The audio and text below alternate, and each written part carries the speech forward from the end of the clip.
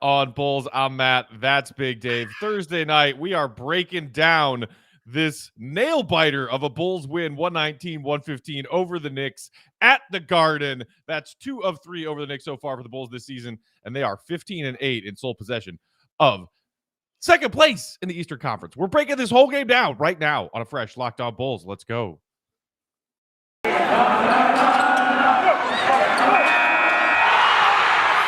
You are Locked On Bulls, your daily podcast on the Chicago Bulls, part of the Locked On Podcast Network, your team every day. Here are your hosts, Matt Peck and Big Dave Watson.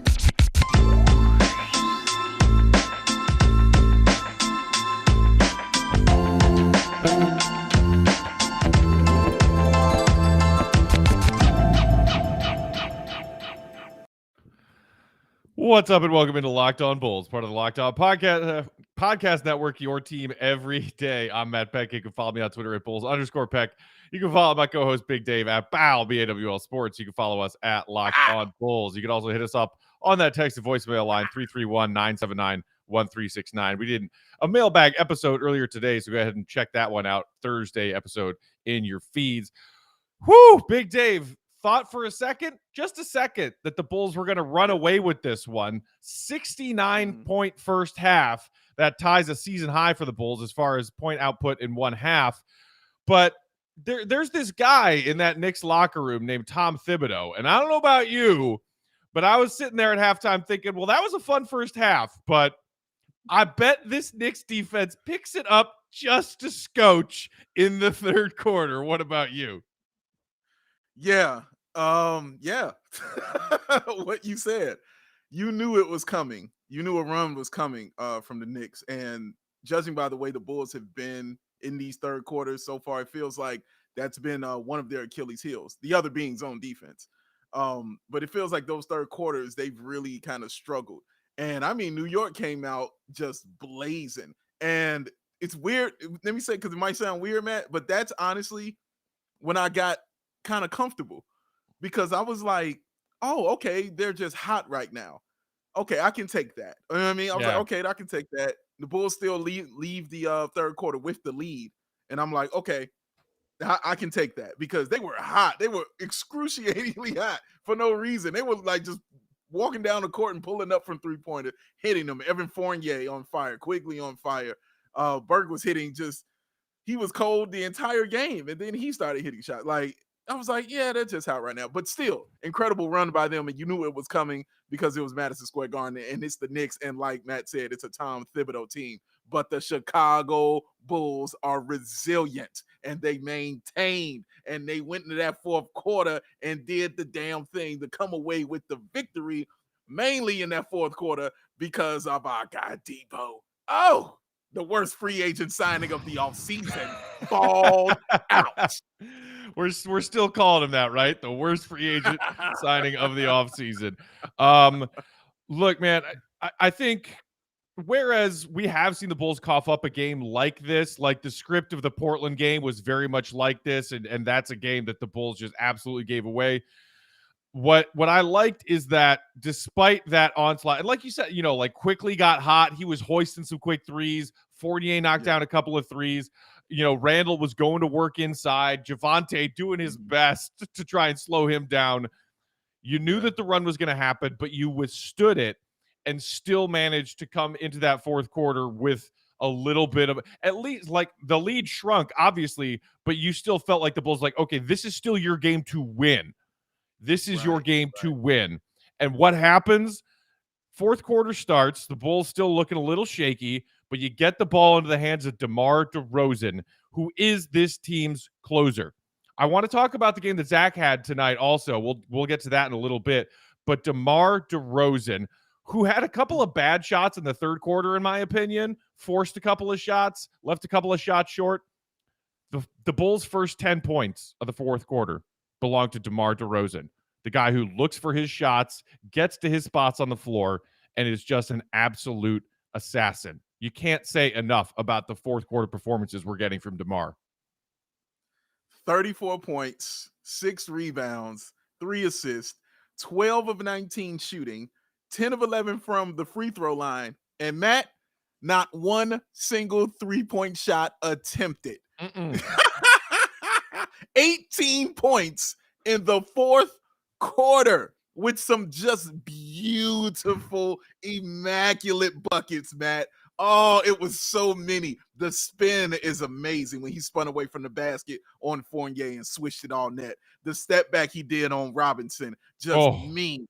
Oh, the triple pump fake and then score that he did on Quigley, vicious. He is a monster, okay? When you need him, I can't stress this enough to y'all, how much we talked about this in the offseason, why it's important to have DeMar DeRozan. We continually said when the fourth quarter, when you got to have a bucket, when you need to have a bucket, you have a bucket getter on your team in DeMar DeRozan. And we said it 1,000 times on this show about why it's important that he is here and why we should have this. Well, we don't know. He's going to be taking stuff from Zach. He might not be able to do these kind of things. We need bucket getters. Bucket getters. It is important that you have a bucket getter. And who is better at getting buckets in the fourth quarter than DeMar DeRozan? Nobody in the NBA is better at getting buckets in the fourth quarter other than DeMar DeRozan. That's just not me speaking from the heart. That's just not me saying that because I'm a Bulls fan. That's because the numbers tell you nobody is better at getting buckets in the fourth quarter than DeMar DeRozan. And you saw it again tonight. 18 huge points, Matt. Huge. 18 of the Bulls' 30 fourth quarter points as a team. And by the way, the other 12 came from Zach and Vooch. We'll get to that a little bit later. But Yes. you mentioned the fact that DeMar did not take any threes tonight. And I think Bulls fans out of the gate this season were encouraged by the fact, like, okay, he's still not shooting that many threes, but he's knocking them down at about a 35, 36% clip. I'll take that. If Vooch goes 1 of 2 from downtown tonight, as part of his 28-point night, great. And there are still moments where I'm okay with DeMar shooting a 3. If he's on the weak side, if he's not playing on the ball, and there is, like a swing pass and an extra pass, and DeMar's open in the corner and it's late in the shot clock, take that 3. If it's a good look, take that 3. But there was one in particular moment tonight that I noticed, I tweeted about it, where DeMar had the ball, he wasn't in the corner, so like just to the left of the top of the key. And he was open, and he thought about the 3 for like a half a second and then said, no, you know what? I haven't been hitting my 3s lately. I've probably been taking a bit too many. Took a couple of steps in to a comfortable rhythm jump shot, and he didn't make it, but he drew a foul. And it's like, that's just smart basketball, because we had started to see some games where it's creeping up. It's like, okay, he's taking 4, he's taking 5 3-point attempts. You're like, it's not your game. Play within yourself. And I think sometimes when we see the Bulls as a team cough up leads, have these lethargic third quarters, it's because they stop playing their game. And, that is crucial. That is absolutely critical, because DeMar needs to be one of the leaders on this team to say, guys, when these moments start to get a little haywire, there are some weird back and forth possessions in this game where both teams were turning it over. Both teams thought they had a fast break bucket, but then the other team got back on defense. Chaos was everywhere. You need those moments to stay within yourself. And I think DeMar is a very good player when it comes to staying within yourself. Yeah, Matt. And that's a beautiful way to put it, honestly.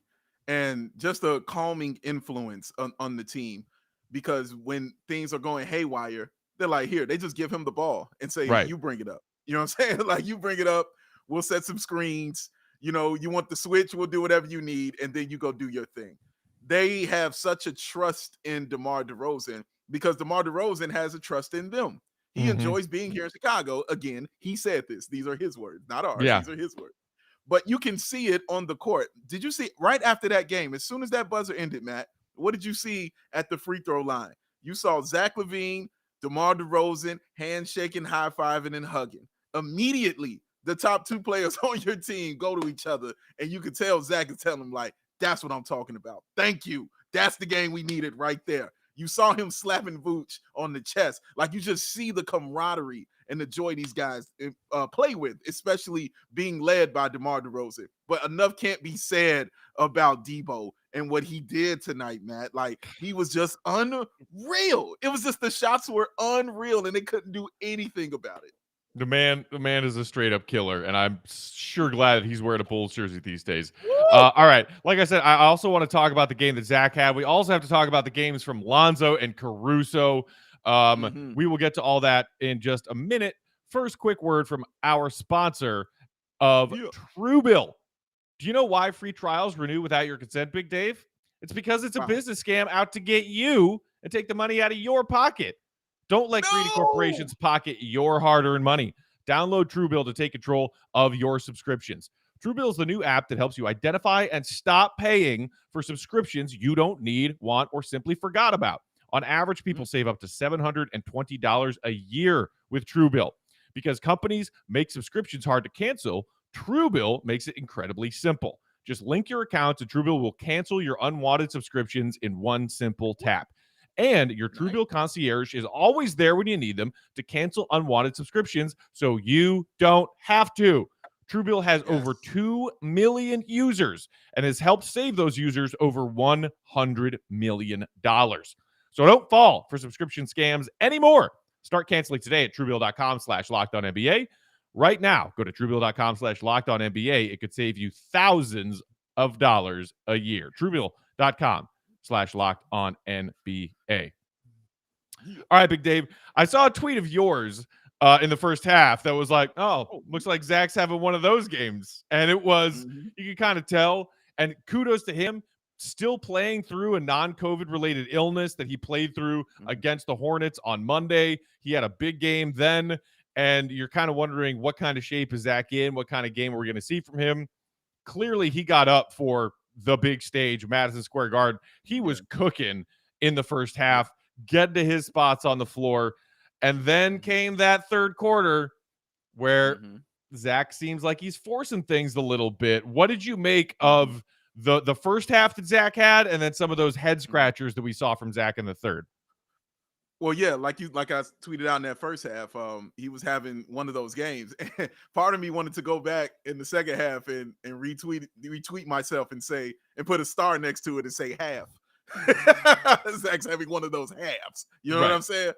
But overall, it's a great game. But I believe he balled out ridiculously in that first half. He was on fire, man. Like, he showed you why teams fear him. Because when Zach gets going and he is that kind of player, he is really, truly unstoppable. The defense, Matt, that's what I wanted to start with, was his defense. His defense was awesome, fighting over screens. That play when he fought over the screen and then stuck his left hand out to tap that ball and get that steal, took it all the way to the bucket. And he does something that I like. I've never really seen anybody do this but Zach LaVine. When Zach gets to the bucket and somebody's on his back trying to get the ball from him, when he's getting his gather, when he's getting his 2 steps, he sticks the ball out. So, and when you're taking your 2 steps, somebody trying to time it so they can swipe the ball from you, he's got the ball out here while he's taking the 2 steps, so you can't swipe it. So when you get that 2, he get right there, then he goes up and dunks it. I think it's really intelligent, and I honestly have never really seen anybody do that before. If you guys have seen it before from somebody, please let me know. But honestly, I've never seen that, and I thought it was really bright. But he was on fire and cooking, Matt. He is one of the best, just difficult shot makers like in the game, man. But in the second half, you saw the bad Zach come out. You know what I'm saying? When he was bringing the ball up the floor and he just dribbled it, he was trying to dribble through his legs and he dribbled it off his foot. Like, I literally was about to say that. I love when that's my brain. I literally was just about to say that. Like, I was about to say, man, that is in my brain and I love it. But yeah, man, that was just crazy when I saw that play. And I was just like, oh, man, not this again. It's like what Matt called it, the yips. It's like he's having the yips or something out there. But yeah, he started looking a little lethargic, a little lost out there. Just didn't know, where he needed to be. And that's when becoming a difficult shot maker becomes bad, because then you start taking all the difficult shots. You know what I'm saying? Right. Because you're like, forget it. We need this bucket. We need to do this. And it's like, no, Zach, you don't need to do that. You need to just chill. You know what I'm saying? Relax. But again, we got Debo, so he calms everything down. But he finished 27, 7-5, 9-18 shooting. That's 50%. 3-6 on the 3-point line, another 50%. So when you look at the numbers and you're looking at the stats, you're like, yeah, he had a solid game.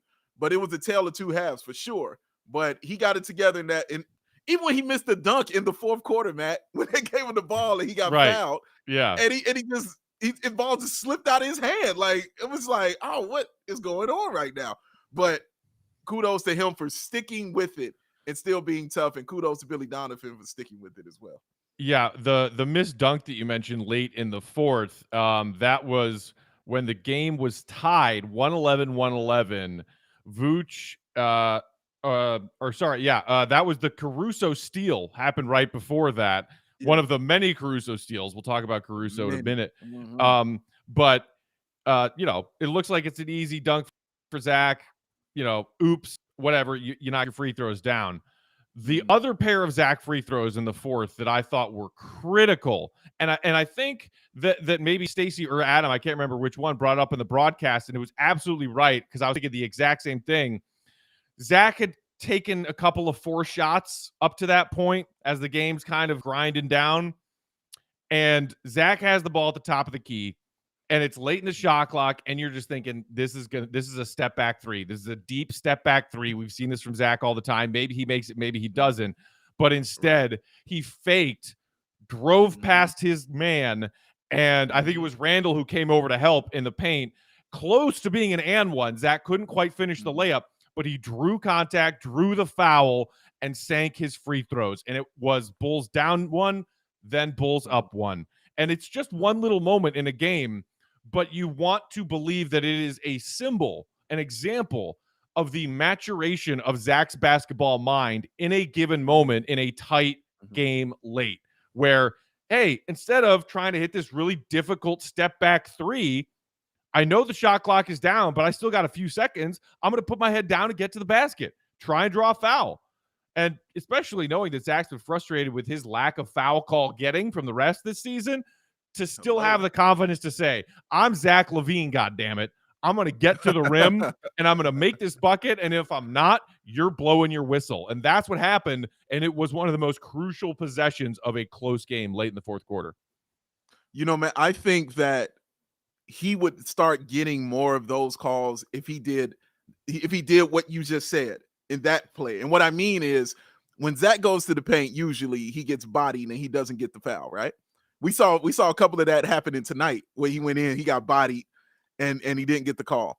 I think he'll get more of those calls if he's standing at the 3-point line, fakes, and just goes, because he's too fast for anybody to stop. And so their first initial thing to do would be to reach in and try to slap the ball away. I think that's where he will get those foul calls, because you have to call that. They're not calling it on the body. Like, they've shown you that. They are not calling it when he gets hit, you know what I'm saying, when he goes up in there. But on a swipe, when guys are trying to swipe the ball away from him and take it away from him, and they're getting his wrist, or even if they're not, I think he would get more calls if he did that a little bit more. You know what I'm saying? That's just my opinion. Just looking at Zach for all these years and seeing how he doesn't get these foul calls when he's inside and gets, punched in the face and they don't do anything. I think they will call it on those swipes when he's running inside and nobody's hard to defend. That's my opinion on that, though. It's just nice now to have two closers, and so all the pressure's not on DeMar, all the pressure's not on Zach, and on an occasion where DeMar needs Zach to step up like that, Zach is rising to the occasion. And even after a night where a bad third quarter maybe starts to creep in, and you think, oh man, I've been here before, we can't let this game slip away.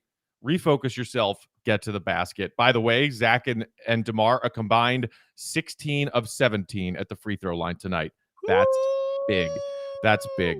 All right, some more thoughts. We got to touch on some of the games for these other Bulls tonight. Big win over the Knicks. But first, Big Dave, tell the people about the Built Bars, would you please? Oh, it's the most wonderful time of the year, because that year it is time for them deals from Built Bar. Zach Guilford approved, baby. And you know what you want. You want something delicious and you want something healthy. And you're thinking to yourself, only Santa could bring me something like that. Well, jolly old Saint Nick said, let me get you some Built Bars, baby. You get the best of both worlds, delicious and healthy. You get that from Built Bar. So many flavors. Do you hear what I'm saying to you? Raspberry, mint brownie, cherry, double chocolate, cookies and cream, peanut butter brownie, and every month they got a new flavor of the month going on. Matthew Peck, would you please tell the people the flavor of the month at built.com, my friend?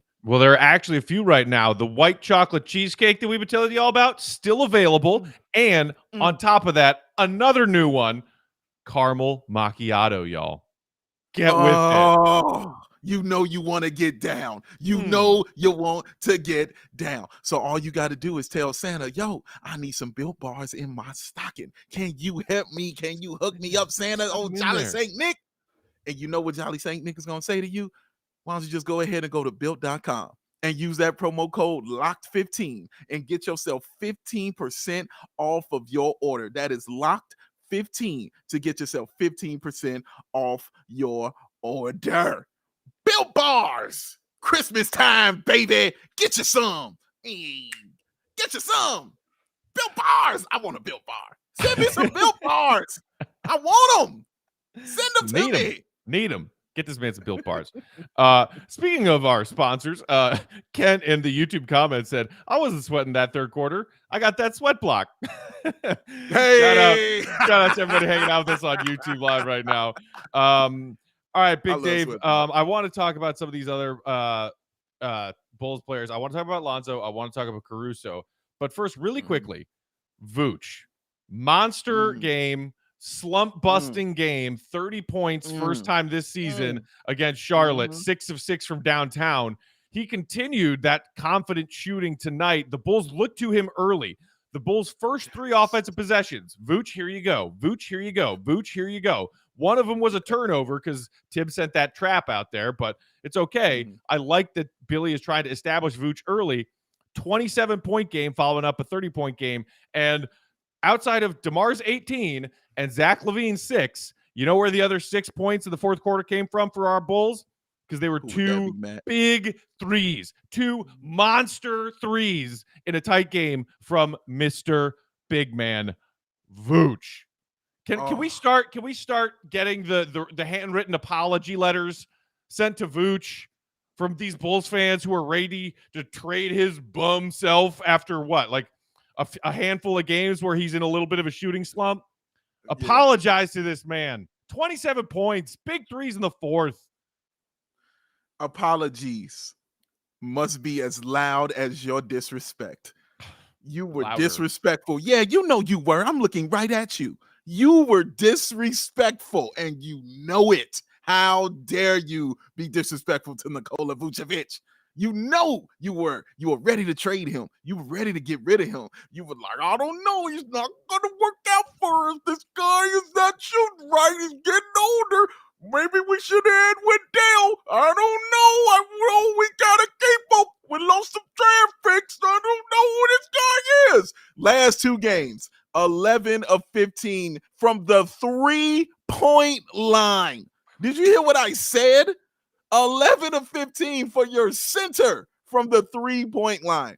And Matt, it's so important because like DeMar DeRozan said after the game, when he gets going, everything becomes easy because now they don't know who to guard, especially the big men. They can't really double team you like they want to because you can't leave him. And when they started double teaming and leaving him, what did he do? Buckets.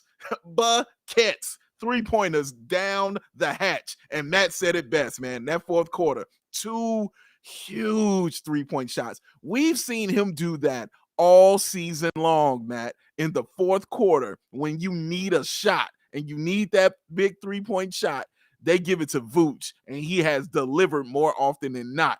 He has been amazing for the Chicago, and there's just more to come because now he said it that last game. I know my role now. I know where I'm comfortable. I know where I fit at. And now you about to see the reign of the terror. You're about to be on Vooch. I want handwritten apologies from you. Yes, you and you in the back. I want them handwritten apologies. Send them on in to Locked On Bulls. We'll read them on air.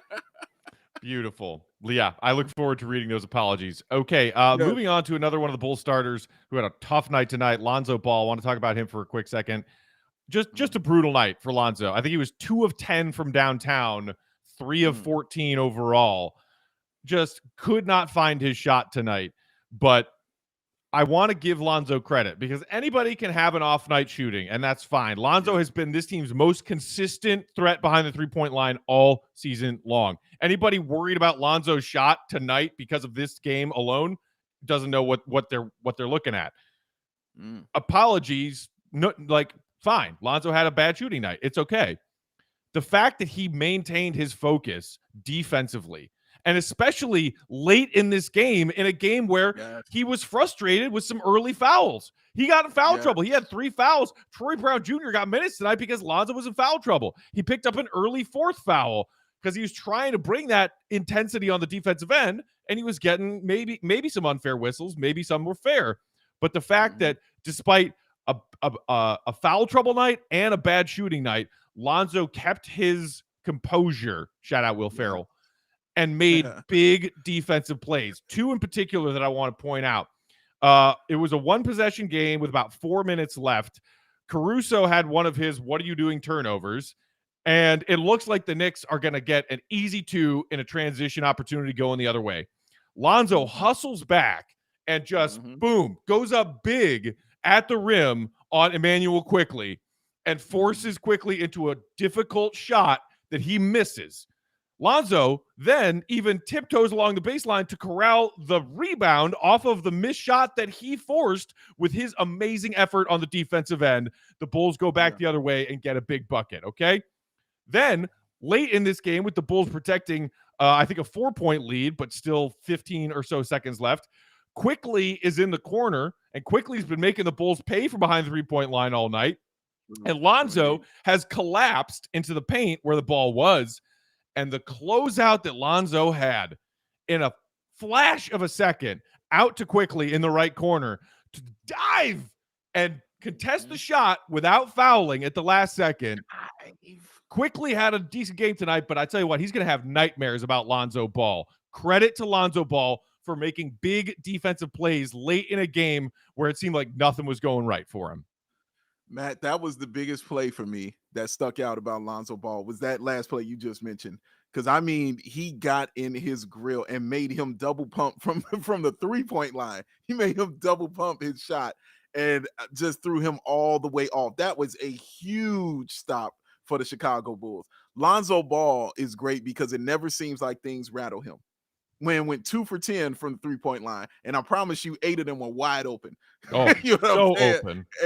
And they just weren't going down. Even when the one where he shot it from the baseline, missed it, they got the offensive rebound, kicked it right back out to him. You saw him take a breath, and he still shot it and missed it again.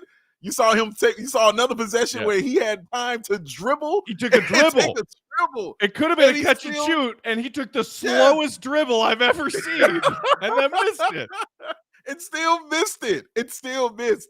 I saw Kendall Gill after the game said, you know what I liked about the fact that he went 2 for 10 is the fact that he kept shooting.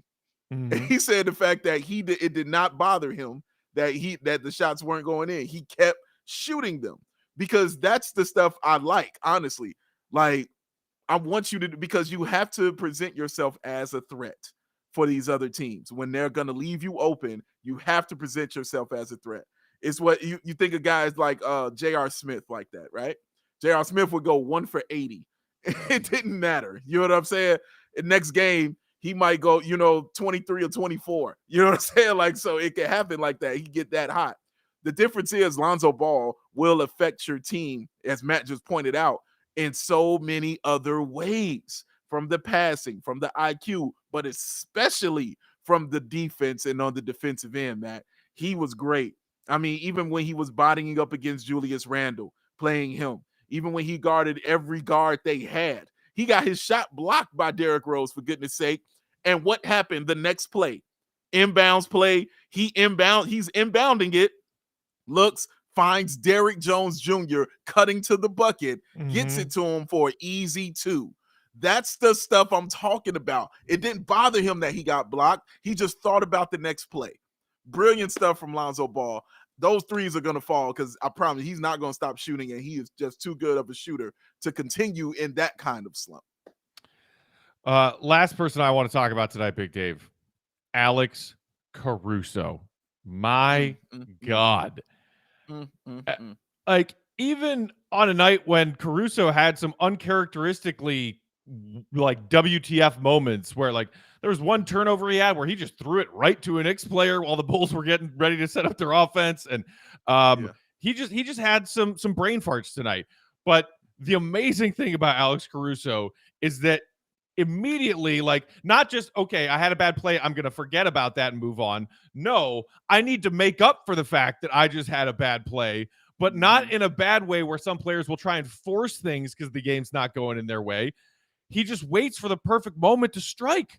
So, like, it seemed like anytime he was responsible solely or partially for a Bulls turnover or a bad Bulls offensive possession, he got a turnover on the other end. Like, I think he was credited with 4 steals tonight, but like he probably should have been credited with freaking 16 if we're being honest. The guy is everywhere. He makes timely plays every moment where you feel like the Bulls need a timely play. I can't say enough good things about Alex Caruso, man. And oh, by the way, tonight, and I know single game plus minuses in the box score on, by and large, not a super reliable stat, unless there's a big standout where it's like everybody's the same, and then, oh my God, either one player really good or really bad. Nobody on the Bulls, starters or bench, had a plus minus in double digits tonight. Everybody was single digits plus minus, except for Alex Caruso plus 21. Wow. Yeah, he was awesome, Matt. He really was. And it started with his assist. That's where it started for him. And then it went to the defense because he was getting some passes to some guys that were just really, really awesome, man. That wraparound pass he had to Derrick Jones Jr. on that fast break. The no-look to Vooch? The no-look Oh, my God. Pass? Dude, oh, my God. He was showing out, man. He really was. And I'm watching it. I'm just like, man, how vitally important is this guy to the team? He is truly important. Like, he is also like DeMar DeRozan is like that quilt, that comfort blanket. He's that same way on defense. I'm like, this ain't going right. In that fourth quarter, Matt, when Julius Randle got in that game and immediately started scoring on Javonte Green, my first thought was, where's Alex Caruso? I was like, where's Alex? Oh, he's on the bench. Oh, Billy sees this too. Oh, he's going to bring him in now. Thank you, Billy. I appreciate you. Let's go. You know what I'm saying? It's that kind of thing. But Matt, he's just been amazing for the Chicago Bulls. I can't say enough. Like you said, man, you can't say enough about what he's done. And it's not the fact that he's getting these steals. It's the way he's getting these steals and the types of steals he's getting. I'm talking about when he's getting them. These are huge, like in the fourth quarter, when he's taking the ball away from when he stripped Randall from behind him late in that fourth. I was like, dude, I had flashbacks to MJ stripping Karl Malone in Game 6. I was like, oh my God. Yes, man. It's that kind of level. It really is to watch him play, man. Like, it's important to have guys like him on your team, especially in those moments, because Stacey kept saying it, and rightfully so, how it felt like a playoff game, how the atmosphere feels like a playoff atmosphere. Well, a lot of those guys on the team don't have any idea how that feels. Right. You know what I'm saying? But you know who does? DeMar DeRozan and Alex Caruso. They for sure know. NBA champion Alex Caruso. You know what I'm saying? He knows exactly what that feels like. And you saw those two guys doing their thing tonight, and especially in that fourth quarter, calming everything down on the offensive end, and then Caruso calming it down on the defensive end when it was just going out of way. The offensive rebounds he was getting were amazing to me, Matt, because he was just stealing them. He was stealing them. You know what I'm saying? I was like, how? Wait. The play where it felt like it was 6 of him on the baseline, where he tapped the ball, he tapped to himself, felt like he was going out of bounds. They got it. He took it away from them again, threw it off the guy's leg, and tried to save it. Like, it was like you just watching his brain work is just beautiful to see, man. And yeah, he is vitally important to this Bulls defense and vitally important to this Bulls team, man. I'm so glad he is here. It's awesome, man. that has the Bulls 15-8 on the year. Ooh. By the way, Bucks finally faltered tonight, lost to the Raptors. So that with that loss and the Wizards being idle tonight puts the Bulls in sole possession of the second seed in the Eastern Conference. You know who's got that first seed? The team we play this weekend, the Brooklyn Nets. Oh, you know they're going to be hungry because the Bulls gave them a business back at the UC earlier this season. Looking forward to that one. We will break down that Bulls Nets game on our Monday episode next week. That's it. It's Thursday night. Tomorrow's Friday. This counts as y'all's Friday episode. That's 5 for the week. We are in December, and the Bulls are rolling, y'all. This is fun stuff. Appreciate everybody for hanging out with us live on YouTube tonight. If you want to be a part of the show, hit us up at that texted voicemail line, 331-979-1369. You can also email us, lockedonbulls@gmail.com, or hit us up on the Twitter machine, because Dave and I are on Twitter all day, every day. I'm at Bulls_Peck. Dave is at BAWL Sports, and we are at Locked on Bulls. That's a good win, Bulls Nation. It's a good win. Let's see if we can get another win over there at NYC. Bulls Nets, Saturday night. Until next time, for Dave, I'm Matt. Thanks for listening. See you, Red. Be good. Peace out. Peace.